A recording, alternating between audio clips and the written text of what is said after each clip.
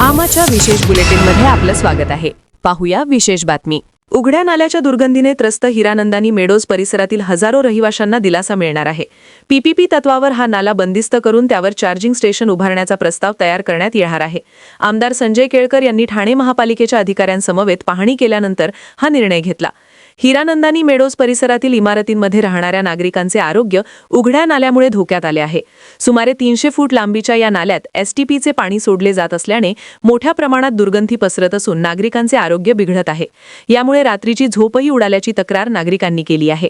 या समस्येबाबत नागरिकांनी जनसेवकाचा जनसंवाद या कार्यक्रमात आमदार संजय केळकर यांची भेट घेऊन निवेदन दिले होते।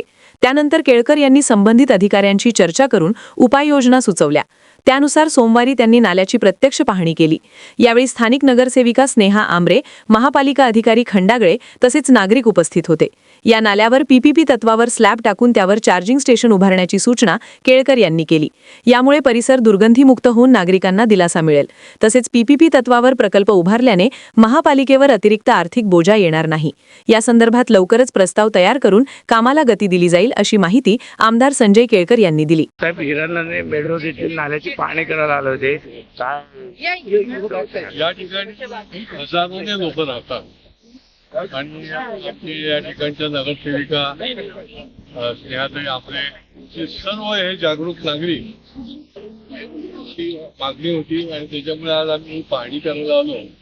हे सगळे नाले जे आहेत ते सगळे खुले नाले आहेत। काही नाल्यांच्या मध्ये एसटीपीचं पाणी पडतो आणि त्याच्यामुळे इथले लोक इतके त्रस्त आहेत की या ठिकाणी त्यांना रोगराईला सामोरं जायला लागतं, आरोग्याला धोका निर्माण झालेला आहे आणि प्रचंड प्रमाणामध्ये दुर्गंधी येते।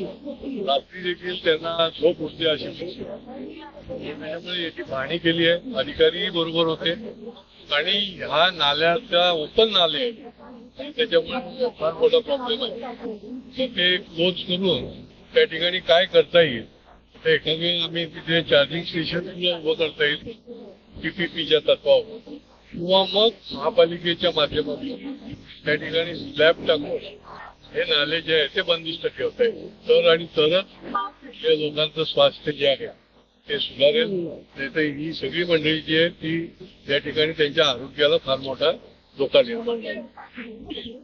आमा चॅनलला लाईक करा, बातमीला शेअर करा, सबस्क्राईब फॉलो करायला विसरू नका।